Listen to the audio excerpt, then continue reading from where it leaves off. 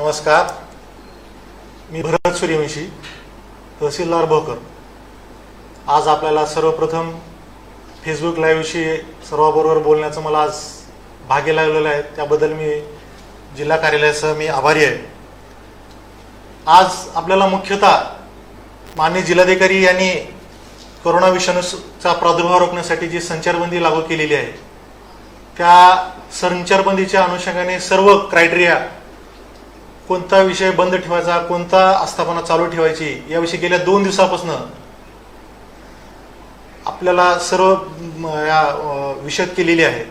परंतु त्या उपरी आपल्याला हा संचारबंदी लागू का करावी लागली, संचारबंदी लागू करण्यासाठी लोकांचा जास्त आग्रह का होता, तर आपल्याला लोकांच्या आग्रहास्तव आपण हे जनता कर्फ्यूज म्हणावं लागेल याला, तर आपण जिल्हाधिकाऱ्यांनी संचार लागू केलेले आहे। तर हे फक्त आपल्या लोकांच्या कल्याणासाठी। आणि मी आज दिवसभराचा अनुभव जर पाहिला तर खरोखरच लोकांनी एक चांगला रिस्पॉन्स आजच्या ह्या जनता कर्फ्यूसाठी दिलेला आहे। मला अपेक्षा आहे की हा एकच दिवस नाही, तर येणारे पुढील 10 दिवस आपण निश्चितपणे 100% प्रशासनाला सहकार्य करणार आहोत। आपण ही कोरोना विषाणूची जी आपत्कालीन परिस्थिती उद्भवलेली आहे, मुळात ब्रेक द चेन नावाचा प्रोग्राम माननीय जिल्हाधिकाऱ्यांनी मागच्या आठवड्यामध्ये सुरू केला होता। ब्रेक द चेन मध्ये आपण दंडाचे प्रावधान आपण ठेवले होते, परंतु त्या उपरी काही लोकांमुळे आपल्याला संचारबंदीच्या या टप्प्यापर्यंत यावं लागत आहे।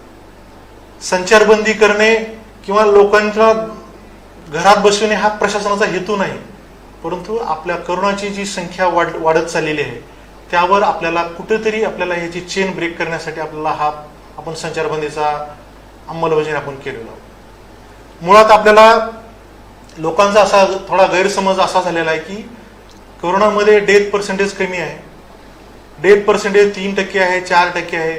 त्या 4% मध्ये मी नाही, बाहेर व्यवस्थित होणाऱ्या लोकांची संख्या जास्त पाहून लोक त्याबाबत सिरियसनेस त्या कमी होत चाललेला होता। परंतु लक्षात असू द्या की त्या 3% मध्ये आपले कोणी नातेवाईक असू शकतात, आपण स्वतः असू शकतात, आपण जरी नसला तरी आपल्यामुळं आपले आई वडील, जे वयोवृद्ध आई वडील, त्यांना त्रास होऊ शकतो। यासाठी पुन्हा एकदा आपल्याला ही संचारबंदी लागू केलेली आहे। मला अपेक्षा आहे की या सर्व संचारबंदीचे पालन आपल्यामार्फत सर्वांनी काटेकोरपणे होईल। मागच्या लॉकडाऊन पेक्षा या वेळेची संचारबंदी आपल्याला कडकपणे राबवायची आहे। यासाठी माननीय जिल्हाधिकाऱ्यांना आपल्या सर्व लोकांची मदत आणि लागणार आहे। त्यासाठी पुन्हा एकदा मी आपल्याला आवाहन करत आहोत। मुख्यतः 2-3 क्रायटेरिया या संचारबंदी आपल्याला घ्यायचे आहेत। या संचारबंदीमध्ये आणि मागच्या संचारबंदीमध्ये फरक असा आहे की यावेळेस किराणा दुकान सुद्धा बंद आहे। फक्त 24/7 काय चालू आहे, तर मेडिकल फर्म्स आणि दवाखाने। दूध भाजीपाला पण 10 वाजेपर्यंतच आहे, 7 ते 10, आणि ते पण एका जागेवर न बसता घरपोच करायचं आहे। बँकेच्या सेवा फक्त शासकीय कामासाठी आहे। या मुख्यतः हायलाइट आपल्याला आजच्या ह्या संचारबंदीच्या आहे। मला अपेक्षा आहे की नांदेडवासीय हे जिल्हा प्रशासनाच्या आव्हानाला निश्चितच सकारात्मक प्रतिसाद। आजचा रिस्पॉन्स पाहता तर पुढले 10 दिवसच काय, आपण जेव्हा जेव्हा जिल्हाधिकारी आपल्याला आवाहन करतील तेव्हा तेव्हा आपण निश्चितच पुढे याचाल अशी अपेक्षा करतो। मुळात कायदे, दंडाधिकारीचे कायदे किंवा पोलिसीचे कायदे, साथरोग कायदा असेल किंवा IPCचे कायदे असतील किंवा आपत्कालीन व्यवस्थापन कायदा असेल, हा कायद्याचा धाक दाखवून तुमच्यावर बळजबरी करून घरात बसवणं हा आमचा हेतू नाही। मुळात हेतू काय आहे की तुम्ही घरात बसायचं आहे आणि ह्या रोगाची चेन ब्रेक करायची आहे।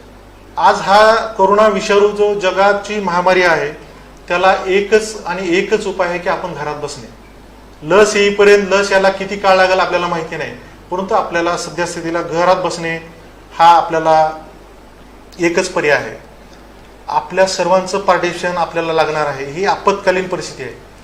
मुळात अशा काही समस्या असू शकतात, काही लोकांना असं वाटू शकेल की आम्ही किराणा भरला नाही, हे नाही। यासाठी जिल्हाधिकाऱ्यांनी आपल्याला मधला 2 दिवसाचा पिरियड दिला होता। या 2 दिवसाच्या पिरियडमध्ये सर्वांनी आपल्या घराची किराणा असेल, बाकीच्या सर्व ज्या लागणाऱ्या गोष्टी असतील या सर्व आपण पूर्तता केल्या असतील अशा अपेक्षा करतो. मुळात आपल्याला या जनता कर्फ्यूमध्ये किंवा आपल्या लॉकडाऊनच्या पिरियडमध्ये आपल्याला घरात बसून काय करायचं. लोकांना कधीच असं वाटू शकते, मी यामध्ये एक ॲड गोष्ट करू शकतो की शेतीच्या कामाला कुठलीही बंधनं नाहीत. कृषी सेवा केंद्र 2 वाजेपर्यंत चालू आहेत आणि शेतीचे जे कामं आहेत ते आपल्याला त्यामध्ये कुठलाही आपल्याला अडथळा येणार नाही. या उपर दुसरा विषय असा आहे की ज्यावेळेस आपण घरामध्ये बसता, घरामध्ये बसल्यानंतर सुद्धा आपला वेळ कसा घालावा हा एक आपल्याला दुसऱ्या अँगलनं आपल्याला जर विचार करायचा असेल तर आपल्याला या वाढत्या फ्रस्ट्रेशनच्या काळात किंवा एकांतवासाच्या काळामध्ये मी काय थोडेफार आपल्याला सजेशन देऊ इच्छितो. या सजेशन अशा आहेत की आपण आपला जो वेळ मिळालेला आहे हा वेळ लक्षात घ्या. आपल्याला घरात बसण्याचं वेळ मिळणं असं आपण कुठल्या कामाच्या वेळ कधीच वेळ मिळत नाही. तर ह्या वेळेचा आपल्याला सदुपयोग करायचा आहे. मग आपला वेळ कसा घालायचा आहे तर वेळ आपण आपला घालायचा आहे. आपल्याला वाचनाची आवड असेल तर वाचन करा, आपल्याला संगीताची आवड असेल तर आपण संगीत शिका, आपल्याला स्वयंपाक नवीन शिकायचं असेल तर आपण स्वयंपाकाला पत्नीला मदत करा, आणि आपण आपलं हेल्थ आणि मानसिक स्वास्थ्य जर ठेवायचं असेल तर आपल्याला योगासन, प्राणायाम, मेडिटेशन याकडे सुद्धा आपल्याला जावं लागतं. लक्षात असू द्या, या लॉकडाऊनच्या पिरियडमध्ये बऱ्याच लोकांच्या मेंटल हेल्थमध्ये सुद्धा त्रास होऊन बऱ्याच घटना घडलेल्या आपल्याला ऐकू असेल. त्यासाठी आपल्याला शारीरिक स्वास्थ्याबरोबर आपलं मानसिक स्वास्थ्य सुद्धा आपल्याला योग्य आणि संतुलित ठेवणं गरजेचं आहे. त्यामुळे पुन्हा एकदा आम्हाला आपल्या विनंती आहे की आपण प्रशासनाच्या दिलेल्या ज्या सूचना आहेत त्या सूचनाचं पालन निश्चित करा.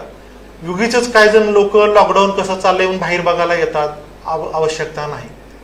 मुलं उगीना 2 व्हीलरवर किती लोक बसायचे, 3 व्हीलर वाहनावर किती जायचे, 4 व्हीलर वाहनावर किती जायचे. आपल्याला बाहेर कुठं जायचं असलं परवाना ई-पास काढायचा आहे.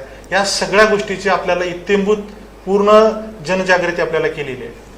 त्यामुळं माझ्या समस्त ग्रामीण भागचे जे लोक, सरपंच असतील, ग्रामसेवक असतील, तलाठी असतील, कृषी सहाय्यक असतील, या सर्वांना विनंती आहे की आपण गावामध्ये जो अँटी कोरोना फोर्स स्थापन केलेला आहे त्यांना ऍक्टिव्ह करा. गावामध्ये या संचारबंदीची कडकपणे अंमलबजावणी होईल याची आपण दक्षता घ्या. शहरामध्ये आपण नगरपालिका आहे, तहसील प्रशासन आहे, पोलीस प्रशासन आहे, यांचे संयुक्त पथके स्थापन करून जागोजागी आपण या संचारबंदीचं कसं पालन होईल याचं बघायचं आहे. मुळात प्रशासकीय फोर्सपेक्षा लोकांच्या मनातला संचारबंदी, जनता कर्फ्यू आपल्याला अपेक्षित आहे. आणि आजचा तर मला अपेक्षित आहे की आजच्या तुम्ही लोकांनी जो रिस्पॉन्स दिला आहे तो निश्चितच प्रशासकीय कर्फ्यूपेक्षा, संचारबंदीपेक्षा तुमचा स्वतःचा जनता कर्फ्यू हा आम्हाला जास्त अपेक्षित आहे. त्यामुळं येणारे 10 दिवस काय अजून पुढे पण आपल्याला तुमचं निश्चितच मला आपल्या प्रशासनाला सहकार्य लाभणार आहे. तर मला पुन्हा एकदा आपल्याला आवाहन करायचं आहे की जो कृषीशी निगडीत विषय असेल, आपल्याला एक आणखी जिल्हाधिकाऱ्यांनी आवाहन केले की रेशन दुकानदाराचा जो विषय आहे तहसीलच्या संबंधित आहे, ते रेशन दुकानदारांना त्यांचं धान्य वाटपामध्ये कुठलीही बंदी नाही.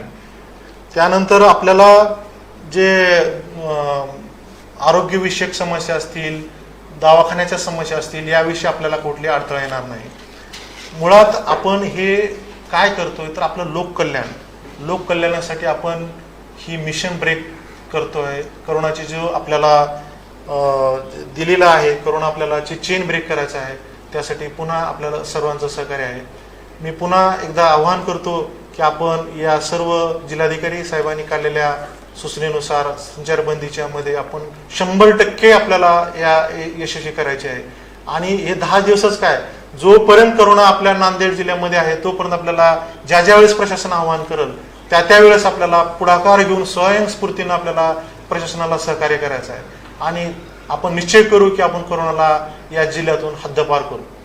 धन्यवाद. यानंतर आमचे सहकारी पोलीस निरीक्षक श्री देशपांडे साहेब आपले पुढील मनोगत व्यक्त करतील. नमस्कार, मी प्रशांत देशपांडे, पोलीस निरीक्षक, जिल्हा विशेष शाखा नांदेड. आपल्या सर्वांना माहीतच आहे, साधारण मार्च एंडपासून आपल्या देशामध्ये आणि जगामध्ये सुद्धा या कोरोना विषाणूचा प्रादुर्भाव सुरू झाला. साधारण 24 मार्चपासून म्हणजे 22 मार्चला जो माननीय पंतप्रधानांनी जनता कर्फ्यूचं आवाहन केलं होतं, त्याच्यानंतर 24 तारखेपासून लॉकडाऊन सुरू झालं. लॉकडाऊन सुरू झाल्यानंतर ते लॉकडाऊन संपेपर्यंत त्यानंतर आपण मिशन बिगिन अगेन सुरू झालं आपल्याकडनं. मिशन बिगिन अगेनच्या माध्यमातून सर्व व्यवहार सुरळीत व्हायला सुरुवात झाली. परंतु असं लक्षात आलं की कोरोनाची संख्या, रुग्णांची संख्या कमी होत नाही आहे. जसं आता आमच्या तहसीलदार साहेबांनी सांगितलं की आपल्या नांदेड जिल्ह्यामध्ये माननीय जिल्हाधिकाऱ्यांनी पुढाकार घेऊन ब्रेक द चेन हे मिशन सुरू केलं होतं. परंतु दररोजचा आढावा घेताना जी रुग्णसंख्या आहे ती दररोज वाढत आहे. आजही आपण बघितलं तर आज संध्याकाळची टोटल आत्तापर्यंत आपल्याकडे जवळपास 650 करोनाबाधित पॉझिटिव्ह पेशंटची संख्या आलेली आहे. त्याच्यामध्ये आपल्या नांदेड शहरामध्ये आणि नांदेड जिल्ह्यामध्ये संपूर्ण आपण ज्याला प्रतिबंधित क्षेत्र म्हणतो आणि किंवा कंटेनमेंट झोन म्हणतो, असे जवळपास आत्तापर्यंत 146 आता 150 पर्यंत जातील. म्हणजे आपण बघतोय की दररोज या संख्येमध्ये वाढ होती आहे. रोज साधारण 25 ते 30च्या या ॲव्हरेजमध्ये आपल्याकडे रुग्णसंख्या वाढते आहे. तर आपल्याला ही चेन तोडायची आहे कोरोनाची. जसं माननीय जिल्हाधिकाऱ्यांनी ब्रेक द चेनचं आवाहन केलं होतं, त्याच्यानंतर नांदेड शहरातील बरेचसे मान्यवर माननीय जिल्हाधिकाऱ्यांना, माननीय पोलीस अधीक्षकांना येऊन भेटले होते आणि सर्वांनी इच्छा व्यक्त केली होती की कुठंतरी पुन्हा एकदा कर्फ्यू लावणं आवश्यक आहे. त्यानुसार आज पहाटे म्हणजे एकदम 12 वाजल्यापासून मध्यरात्रीपासून 20 तारखेपर्यंत हे कर्फ्यूचं आवाहन करण्यात आलेलं आहे, म्हणजे कर्फ्यू लावण्यात आलेला आहे. हेतू काय याचा की हा कोरोना आपल्या नांदेड जिल्ह्यातून हद्दपार झाला पाहिजे. आज सकाळपासून मी स्वतः रस्त्यावर आहे. सकाळी 7 वाजल्यापासून आम्ही, आमचे पूर्ण अधिकारी, आमचे कर्मचारी संपूर्ण जिल्ह्यामध्ये रस्त्यावर आहेत. सकाळपासून खूप चांगला प्रतिसाद आम्हाला पाहायला मिळाला. शहरापेक्षा ग्रामीण भागात प्रतिसाद खूप चांगला होता. शहरामध्येही साहजिक आहे, शहरामध्ये कार्यालय भरपूर आहेत, कार्यालयात जाणाऱ्या येणाऱ्यांची संख्या भरपूर आहे. शहरामध्ये शासकीय वैद्यकीय महाविद्यालय आहे, रुग्णालय आहे, त्या ठिकाणचा स्टाफ मोठा आहे. सर्व मोठे मोठे कार्यालय शहरामध्ये असल्यामुळे साहजिकच वर्दळ सकाळच्या वेळेस थोडी जास्ती होती. दुपारच्या प्रहरामध्ये रस्त्यावर नांदेड शहरामध्ये सुद्धा चांगल्या प्रमाणात त्याचा अंमल दिसून आला. लोक स्वतःहून बाहेर पडणं टाळलेल्या लोकांनी. शहरापेक्षा ग्रामीण भागात निश्चितच ह्याचा प्रभाव चांगला वाटला. अगदी किनवटसारख्या क्षेत्रामध्ये सुद्धा, जिथं आपण म्हणू की मागासलेले लोक आहेत, आदिवासी बहुल आहेत, अशा क्षेत्रामध्ये सुद्धा चांगला प्रतिसाद मिळालेला आहे. इकडचं विरुद्ध टोक आपण देगलूर बघितलं. देगलूर असेल, बिलोली असेल, लोहा असेल, बाकीचे तालुके, भोकर किंवा हातगावसारखे तालुके, या तालुक्यात पण लोकांनी चांगला प्रतिसाद या कर्फ्यूला दिलेला आहे. शहरामध्ये सकाळच्या प्रहरामध्ये ऑफिसला जाणाऱ्यांची संख्या भरपूर होती. माननीय जिल्हाधिकाऱ्यांनी यापूर्वीच आपल्या आदेशामध्ये स्पष्टपणे नमूद केलेलं आहे की जे सरकारी कार्यालयामध्ये आपल्या कामाकरता जात आहेत त्यांचे जे खात्याचे ओळखपत्र आहेत ते व्हॅलिड आहेत. त्याप्रमाणे आमच्या लोकांनी तशी कारवाई केली. त्यांना आयडेंटिटी कार्ड बघून त्यांना जाऊ दिलेलं आहे. पण आज दुपारी साधारण 11 वाजता वगैरे एक लक्षात आलं की ऑफिसचा टाईम होऊन गेल्यानंतर सुद्धा, म्हणजे साधारण आपल्याकडे ऑफिसेस 10 सव्वा 10 पर्यंत ऑफिसमध्ये जायची वेळ आहे, परंतु त्यानंतर सुद्धा बऱ्याच सरकारी अधिकारी कर्मचाऱ्यांचं रस्त्यावर वावर होता. हा वावर सकाळी 10च्या आत, म्हणजे जसं माननीय जिल्हाधिकाऱ्यांनी आदेश दिले होते की दूधवाल्यांकरता किंवा भाजीवाल्यांकरता त्यांनी घरपोच सेवा द्यावी सकाळी 10 वाजेपर्यंत, तसंच आपले जे सरकारी अधिकारी कर्मचारी आहेत यांनी जर सकाळी 10च्या आधी आपापल्या ऑफिसच्या ठिकाणी पोहोचले तर त्याच्यानंतर मला वाटत नाही कोणी सामान्य जनता पुन्हा विनाकारण कोणी आज रस्त्यावर आलेली आहे.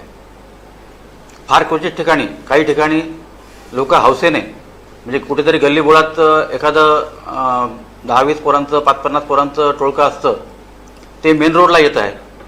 म्हणजे कर्फ्यू कसा आहे हे बघायकरता ते येत आहेत. मग ते आलेले बघून अजून दुसऱ्या शेजारच्या गल्लीतले लोक येत आहेत. तर हे आपण टाळायला पाहिजे.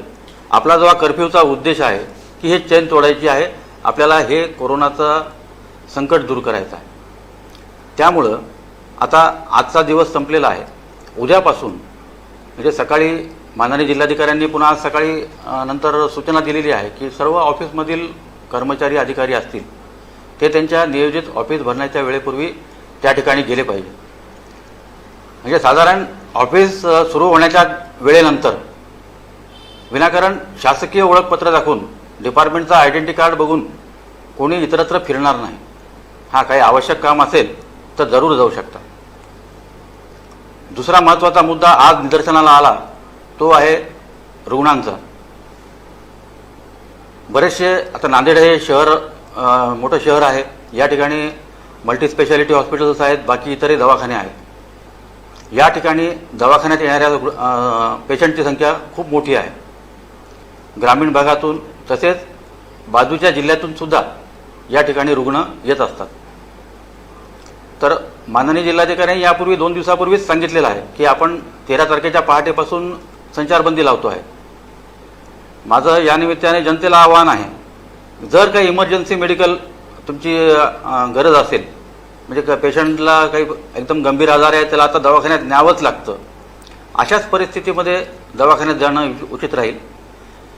आपल्या काही अपॉइंटमेंट्स असतील, आपण दात दुखायला म्हणून अपॉइंटमेंट घेतलेली असेल किंवा काहीतरी तुमच्या हातामध्ये एखादं जुनं फ्रॅक्चर असेल, त्याचा तुम्हाला रॉड काढायचा असेल म्हणून तुम्ही आज दवाखान्याची अपॉइंटमेंट घेतली असेल या 2-4 दिवसामध्ये, तर कृपा करून या पुढच्या 8 दिवसामधील आपला अपॉइंटमेंट जे आहेत ते डॉक्टरांशी सल्ला करून पुढे ढकलून घ्या. म्हणजे संचारबंदीमध्ये विनाकारण नांदेड शहरामध्ये होणारी गर्दी आपल्याला कमी करता येईल.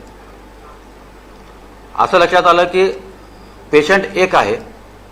आता हे जे आपले संचारबंदीचे नियम आहेत किंवा यापूर्वीचे जे नियम आहेत, सूचना आहेत, त्यामध्ये मोटरसायकलवर एकाच व्यक्तीला परवानगी दिलेली आहे आणि 4 व्हीलरमध्ये एक ड्रायव्हर प्लस 2 व्यक्तीला आणि 3 टायर म्हणजे रिक्षामध्ये वगैरे 1+2 म्हणजे एक ड्रायव्हर आणि 2 पॅसेंजर अशा लोकांना परवानगी दिलेली आहे. पण लक्षात असं येतं की पेशंट एक आहे आणि त्याच्यासोबत 5-6 नातेवाईक येत आहेत. तर हे टाळायला हवं. पेशंटसोबत हार्डली एखादा माणूस, जर लेडीज पेशंट असेल तर अजून एखादी लेडीज वगैरे सोबत ते गरजेचे असते, ते आम्ही समजू शकतो.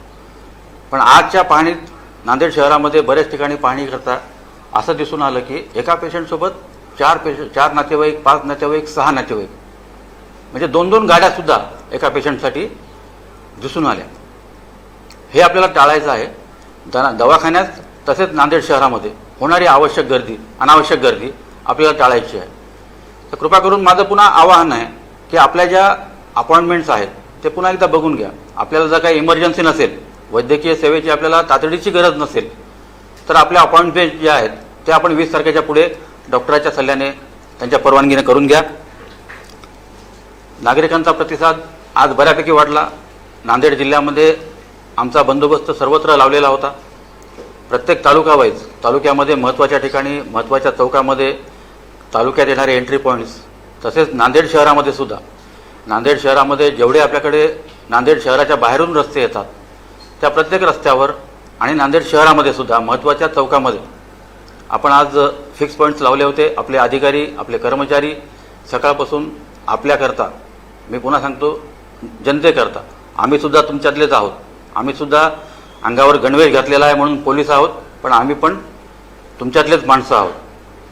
आम्ही जे आज रस्त्यावर उभे होतो ते तुमच्या आमच्याकरताच. कोरोना आम्हाला होत नाही असं नाही.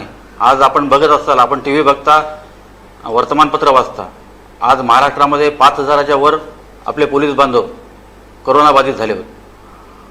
सगळ्यात जास्ती अफेक्टेड डॉक्टर्स आणि पोलीस आहेत की ज्याचा जास्ती संपर्क लोकांशी येतो. आम्ही जे रस्त्यावर उभे आहोत ते जनतेकरता उभे आहोत, तुमच्याकरता उभे आहोत. जनतेने हे समजून घेतलं पाहिजे. प्रत्येक वेळेस धाक दाखवायची गरज नाही पडली पाहिजे असं आम्हाला वाटतं.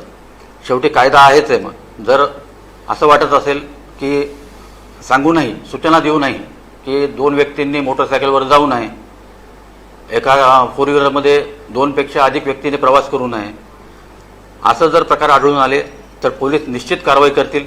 कायदेशीर कारवाई 100% त्याच्यामध्ये होईल. उद्या सकाळपासून आम्ही पुन्हा आपल्या सेवेकरता रस्त्यावर असणार आहोत. आज रात्रीसुद्धा संचारबंदी आहे. दिवसा संपल, आता संध्याकाळ झाली म्हणजे संचारबंदी संपली असा नाही. संचारबंदी ही पूर्ण 24 तास 20 तारखेपर्यंत, 20 तारखेच्या मध्यरात्री 12 वाजेपर्यंत संपूर्ण संचारबंदी आहे. त्यात दिवस आणि रात्र असा भेदभाव केलेला नाही. रात्रीसुद्धा संचारबंदी आहेच आहे.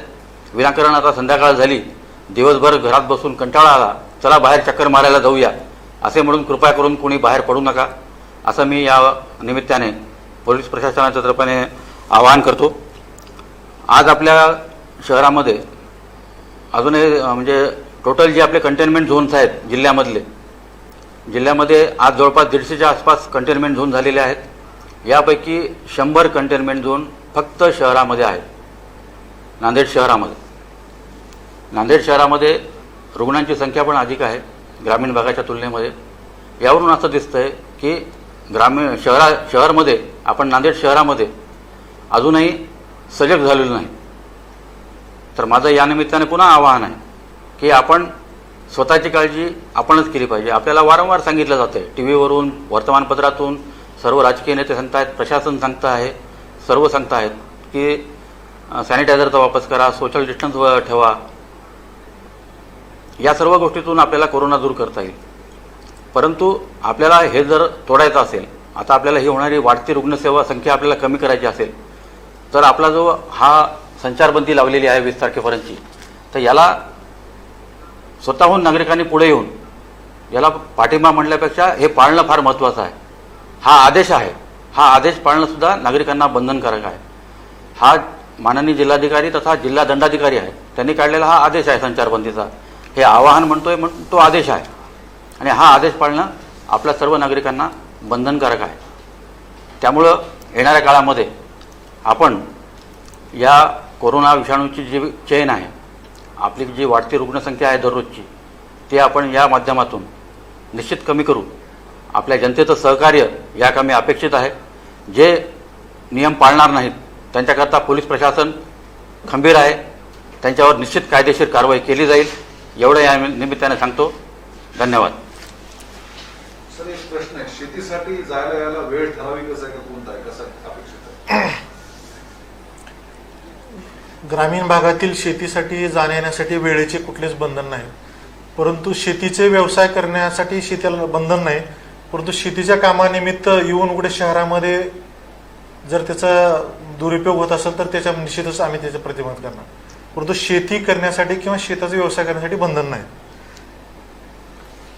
दुसरा एक प्रश्न आहे की काही डॉक्टरच्या काही वैद्यकीय कारणासाठी लोक पडतायत, काही त्याचं कसं स्वरूप आपण नाही, वैद्यकीय कारणासाठी माननीय जिल्हाधिकाऱ्यांनी सूट दिलेली आहे. ज्यांची इमर्जन्सी आहे, मी आताच थोड्या वेळापूर्वी सांगितलं, मेडिकल इमर्जन्सी ज्यांना आहे अशांना निश्चित आपण सूट दिलेली आहे. आपण यांना थांबून चौकशी करतोय, रुग्ण बघतो आहेत, त्यांचं काही प्रिस्क्रिप्शन, त्यांची अपॉइंटमेंट आजची आहे का बघतोय, व्हेरीफाय करतोय आणि त्यांना आपण सोडतोय. पण या निमित्ताने पुन्हा अजून एकदा आवाहन करतो की आपल्या अपॉइंटमेंट जर नेसेसरी नसतील, आत्ताच अत्यावश्यक नसतील, तर कृपा करून आपण त्या पोस्टपोन करून घ्या, जेणेकरून आपल्याला 20 तारखेपर्यंत हे जो आपला कर्फ्यू लावलेला आहे, हा कर्फ्यू आपल्याला 100% याचं पालन होईल. दुसरी एक गोष्ट आज सांगायची राहून गेली की डबल सीटच्या बाबतीत हे खूप निदर्शनाला आलेलं आहे की काही शासकीय सेवेतील आपले कर्मचारी असतील, अधिकारी असतील, त्यांना कोणीतरी सोडायला त्यांचा घरचा माणूस एक येतो. तर होतंय काय की समजा आता वैद्यकीय महाविद्यालय आणि रुग्णालय इथली जर आपण परिस्थिती बघितली तर त्या ठिकाणी एका शिफ्टमध्ये काम करणारे अंदाजे 1000 ते 2000 अधिकारी म्हणजे डॉक्टर्स किंवा त्यांचा स्टाफ असेल असं आपण जर गृहीत धरलं, तर त्यातले 500 जण असे असतील की ज्यांना सोडायला कोणीतरी माणूस लागतो. म्हणजे त्यांना सोडायला जाणारा माणूस तोच पुन्हा परत जाणार, पुन्हा त्यांना घ्यायला जाणार आणि पुन्हा परत जाणार. म्हणजे सकाळच्या वेळेस ॲट अ टाईम या 500 मोटरसायकल एकदम किंवा 4 व्हीलर एकदम रोडवर असणार. तीच परिस्थिती संध्याकाळी येणार. हे टाळण्याकरता याला काही उपाययोजना करता आली, जे मी डीन साहेबांशी या संदर्भात बोललो, हे टाळण्याकरता जर काही उपाययोजना करता आली त्यांच्या मार्फतीनं तर ते अधिक उत्तम होईल. काही मुलांची फीस कॉलेज काही इन्स्टिट्यूशन आदेश देतात की आताच भरा. मुलांच्या फीच्या संदर्भामध्ये शिक्षण विभागाचा सर्क्युलर आलेला आहे. परंतु या उपरी आपल्याला जर फीज भरायची असेल, आपल्याला प्रत्यक्ष ऑफलाईन भरायची तर काही गरज भासणार नाही.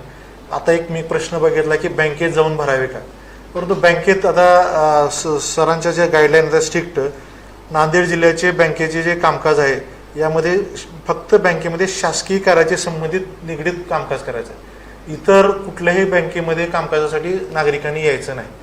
त्यामुळं फीजच्या संदर्भात समजा शिक्षण विभागाच्या नवीन गाईडलाईन खाजगी शिक्षण संस्था किंवा सरकारी शिक्षण संस्थाबाबत आलेल्या आहेत, त्याबाबत आपण असं बघून घ्यावे.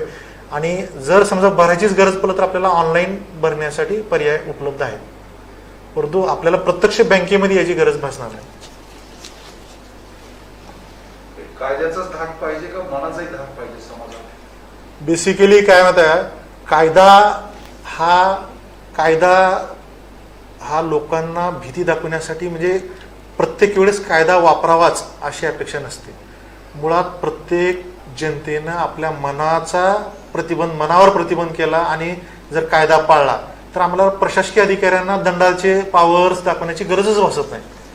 प्रत्येकाने आपल्या मनाला ठरवायचं आहे की ही जनता कर्फ्यू कुणासाठी लागू केला आहे, त्याच्यामध्ये प्रशासकीय अधिकाऱ्याचा किंवा लोकांचा काय फायदा, अधिकाऱ्यांचा काय फायदा आहे का, त्याच्यामध्ये फक्त सर्वसामान्य जनतेला त्रास होणे किंवा सर्वसामान्य जनतेचं भलं व्हावं, हेच आहे आपल्या ह्या आजच्या मुळात संचारबंदीचा हेतू आहे. त्यामुळं कायद्याचा वापर हा that will be last option. त्यामुळं आपण आपल्या मनावर नियंत्रण ठेवणं किंवा आपल्या मनाचा वापर करून हा कशासाठी केलेला आहे हे समजून घेणं गरजेचं आहे. मुळात कसं आहे, आता आपला राज्य हे लोक कल्याणकारी राज्य आहे. लोकांच्या भल्यासाठी आपण हे प्रशासन कार्य करतं. त्यामुळं लोक कल्याणकारी राज्याच्या व्यवस्थितपणे चालण्यासाठी आपल्याला काही कायदे निर्माण केलेले आहेत आणि हे कायद्याचं पालन कधी करावं लागतं, ज्यावेळेस आपली काही लोक ऐकत नाहीत अशासाठी. परंतु प्रत्येकालाच कायद्याचा बडगा दाखवावा हा अपेक्षा नसती. आपण स्वतः स्वयंस्फूर्तीनं आपल्याला कायदे पाळणं गरजेचं आहे, एवढंच. ऑफिसच्या वेळेव्यतिरिक्त काही लोक फिरतात सरकारी भाषणात.